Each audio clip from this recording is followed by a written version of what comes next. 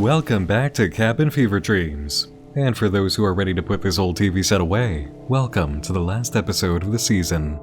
Sorry it took a bit to roll out. I went so hard for the catalog this year that I just kinda knocked out after that last one and slept for, I don't know, weeks.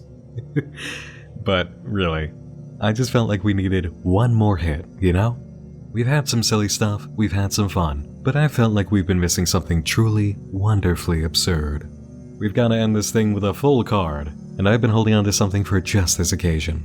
After this one, we're calling it a season and going back to regular activity.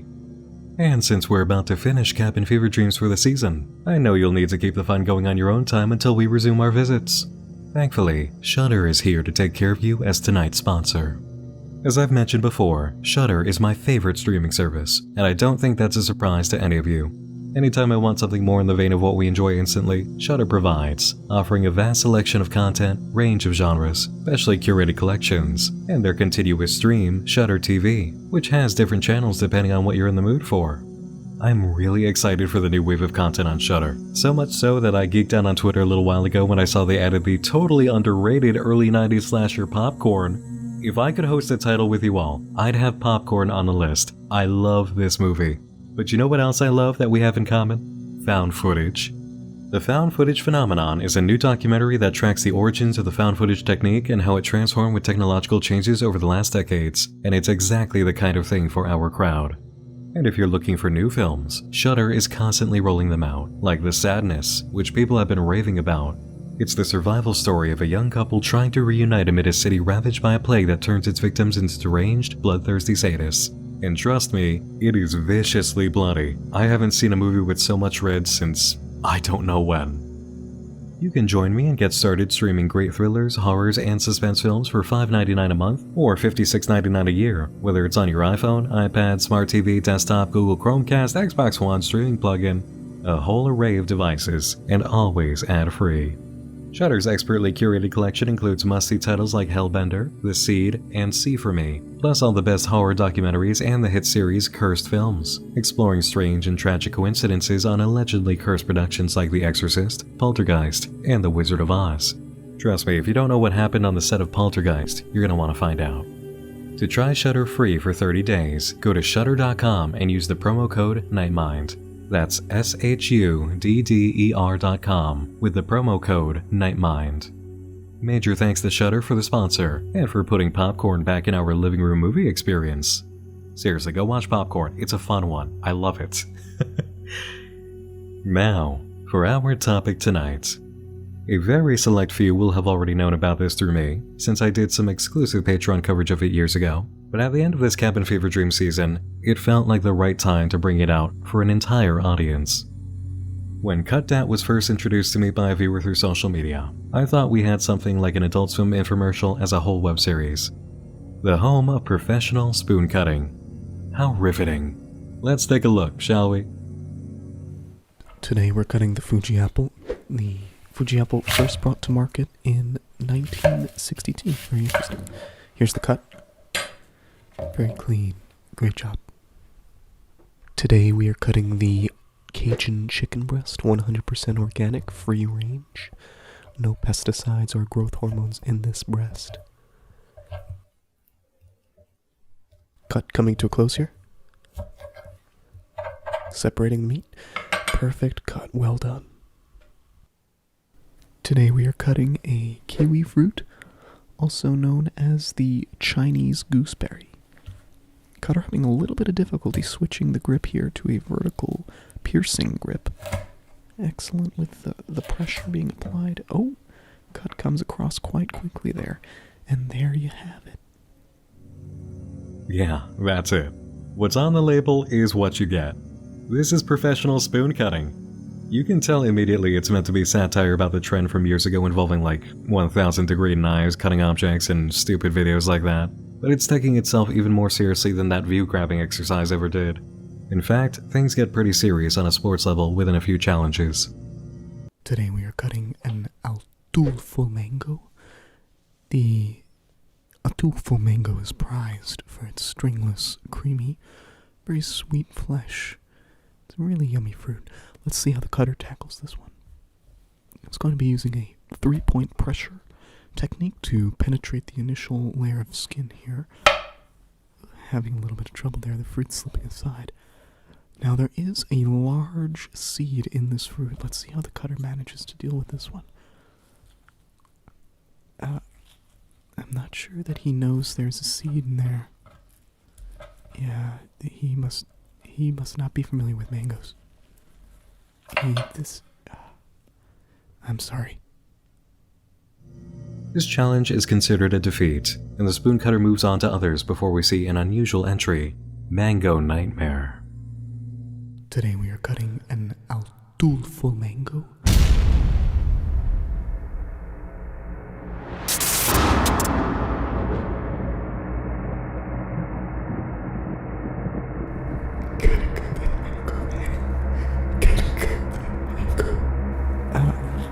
I'm not sure that he knows there's a seed in there.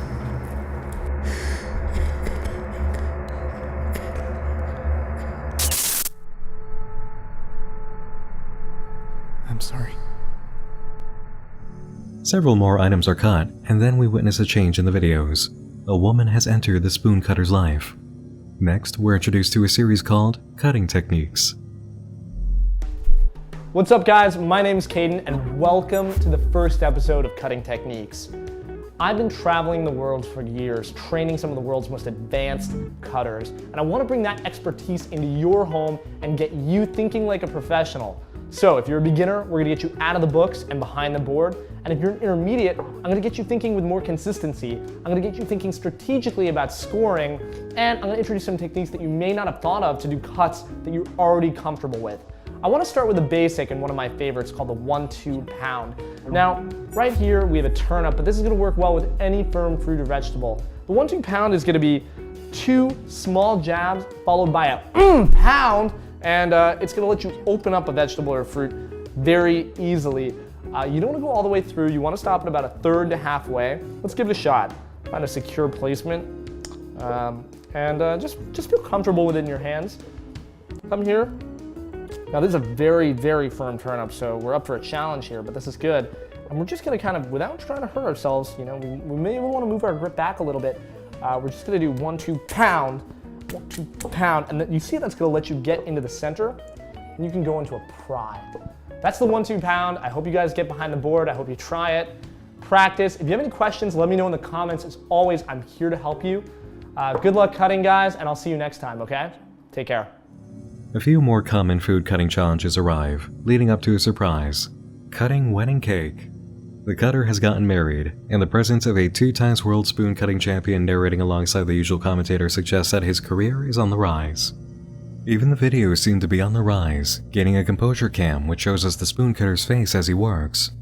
There's a Halloween treat in the form of cutting a pumpkin, which begins bleeding profusely, combining a few of my favorite things in one video. The cutter works his way to the coconut challenge, a task that competitors everywhere dread. This is followed by a special video, the coconut call. A mysterious figure is shown on screen answering his phone. Our spoon cutter is on the other line, saying he needs help. It's about the coconut cut. It's only been done once in history, and the cutter died afterwards. He can't afford to lose or die with a baby on the way. The cutter addresses the mysterious man as Tebek Mensmere, and it becomes clear that this is a legendary shady fixer. He's only able to help to whatever degree he can that keeps the judges away, since they've been sniffing around since his meddling in the turban squash cut of '94. They agree to make an exchange, and the cutter will hear from him in time. We experience videos from the spoon cutting competition next, put on by the International Spoon Cutting League. A few more standard spoon cut videos are uploaded, and on Christmas Day, one titled A Special Gift. On Christmas morning, the cutter leaves his couch to answer a call. It's Mensmere. He's outside, ready to make the delivery. We can see the result of the spoon cutter's victories immediately with that kind of house, and when he approaches the car, he's told to open the trunk. Inside, he finds an envelope with a red-handled spoon. Unstable, experimental, and sensitive, but no coconut is a match for its power. The cutter heads back inside, and we're presented with a test of the new spoon.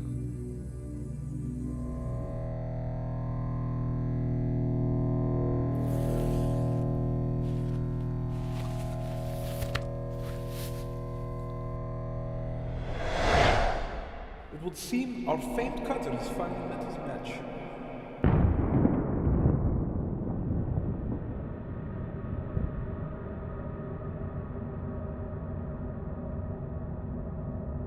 Inside the envelope, you'll find a single red matter spoon. It is extremely unstable and highly sensitive to heat. You'll find that any coconut you encounter will be no match for it. Be careful, cutter. Today, we're cutting a coconut. Let's go to a close-up of the composure cam, as I think it's worth noting our cutter's choice to wear safety equipment in this dangerous red matter spoon cut. The coconut is already smoking due to its proximity to this dangerous spoon, and we're using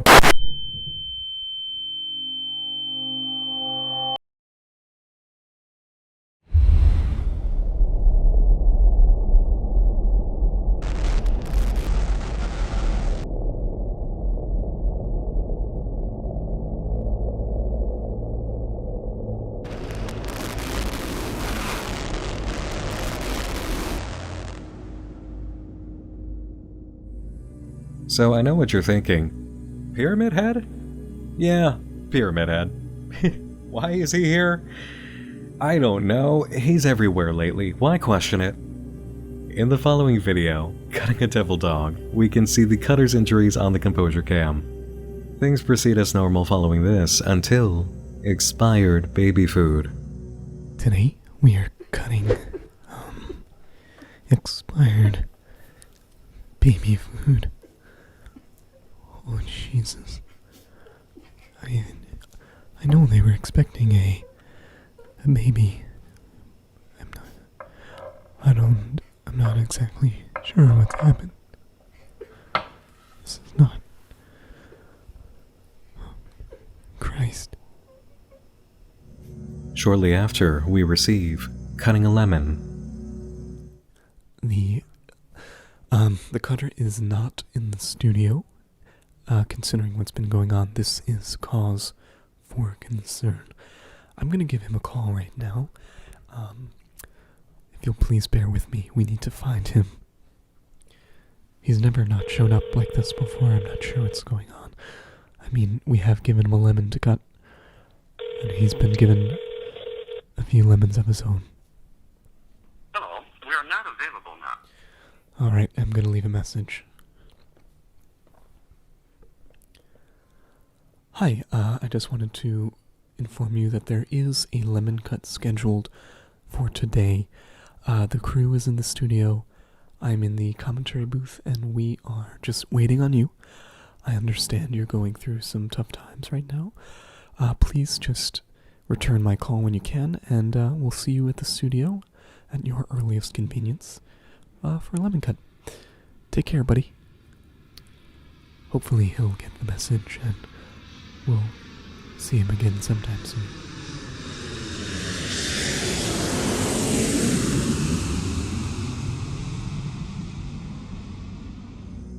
The airplane sound signals what follows, a vacation vlog.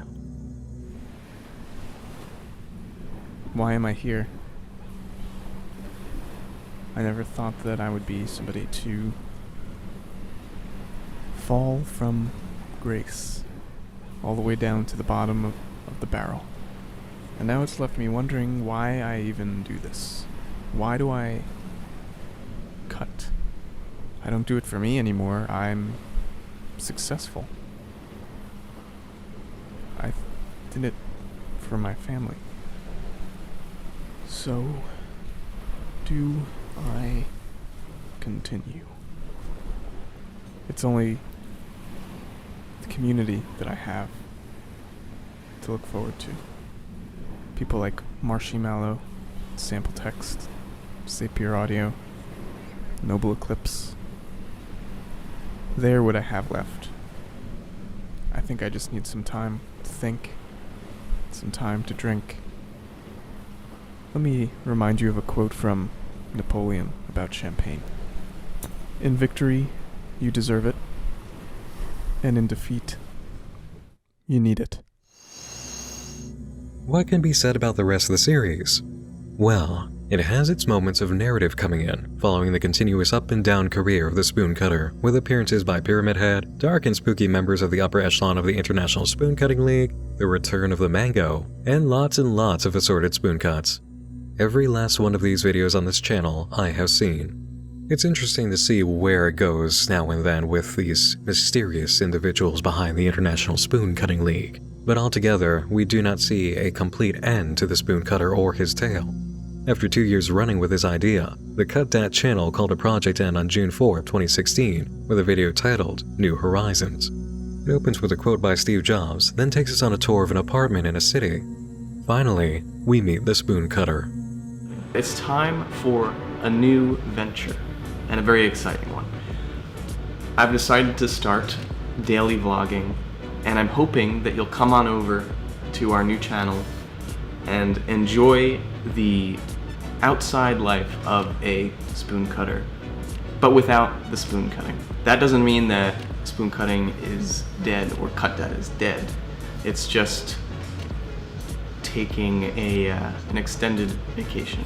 Your support over the years, from the very first cut, the Fuji apple, all the way until the last, the hard-boiled egg.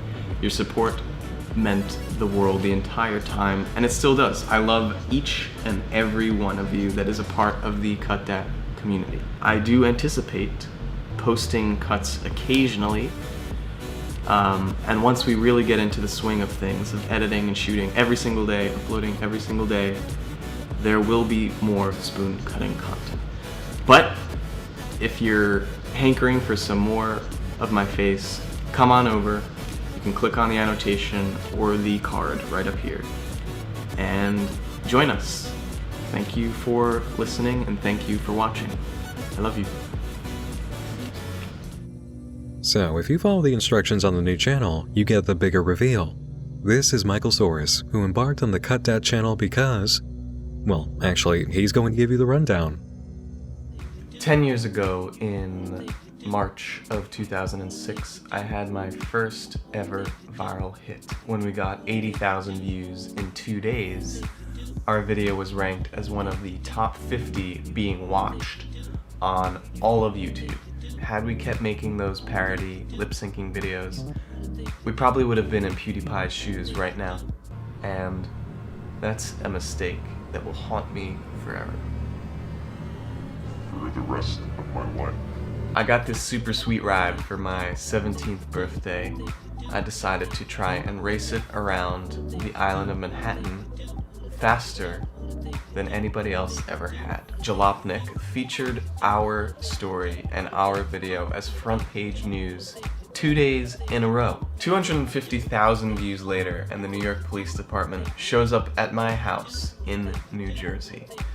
They thought I was a terrorist. I am not a terrorist. The guy that beat my record, though, he was sentenced to a year in prison and has since fled to Canada. The movies I started to make in college were getting noticed by a very small and niche demographic on the internet. And it was at this point that we got noticed by someone very important. And I mean very important. Like the most financially successful person to ever come out of Hollywood and the entertainment industry. That's important. Anyway, now I was getting funding. Too much funding. So naturally, Ed and I decided to ride along with the world's most exclusive, most expensive road rally. It was an absolutely life-changing experience. We rode with some of the nicest people in some of the nicest cars from New York to Los Angeles in 6 or 7 days. There wasn't a single day where something epic didn't happen. This is David Hasselhoff cutting me off on a narrow 2-lane road. This is our programmer friend Richard and his famous Lamborghini LP670. Life was good. We decided to make another video about our non-famous friend Brett, and as a result of it, he became famous. But that's what happens when you take a few fake security guards and paparazzi with you through Times Square. This video went viral. Good Morning America continued the prank, Lester Holt interviewed Brett on the Today Show. 2020 did a segment, and we turned down an offer to be on Anderson Cooper's show so that we could be flown out to LA to be on the Jeff Probst show instead.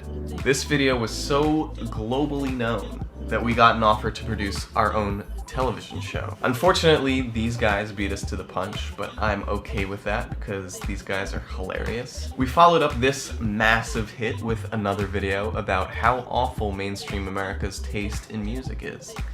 It didn't do nearly as well, but it was fun to make. In the end, we failed to capitalize on the traction that a globally known piece of content gave us, and we failed to grow an audience based on it. About a month later, we were doing the Harlem Shake in the middle of the universe, Times Square, with 400 strangers. 4 million views later, we had another viral hit under our belt. And eventually I went to a party here at the New York Yacht Club. And it was there that I met a member of one of the most influential and wealthy families to come out of the Industrial Revolution. We got along well, and as per the suggestion of my entertainment industry mentor, I was presented with a contract. And this contract put me in the income bracket, not of the 1%, but of the 0.1%. It was a little overwhelming. Life was pretty awesome. I started taking expensive weekend trips to penthouses here, penthouses there, with all of my best friends coming along. Ed and I tried to produce another video. Basically, we took 2 gorgeous women and had them do all popular internet challenges. They did the cinnamon challenge, hot pepper challenge, Diet Coke and Mentos challenge, and we framed it in a way that was presented as being high art. We were wrong, and the video did not do well. It got 27,000 views, but it was a great experience in commanding a full-scale production. Then we started a new YouTube channel, a very weird YouTube channel, but a hilarious YouTube channel. 4 months into it, we got picked up by some pretty big online media outlets, The Verge being one of them. It was this channel that got us invited to StreamCon, which was awesome. We got to meet all of the huge Vine and YouTube personalities. We also made our first appearance in the legendary David Dobrik's vlog, which is pretty sweet. Then this time last year, Ed and I gave ourselves the challenge of creating a startup in just 10 days. It was so intense. We created a 2.5-hour video series. We wrote the script in 1 day. We shot a 2.5-hour video in 1 day. We didn't sleep, we snorted Adderall, we built a website, and launched a product.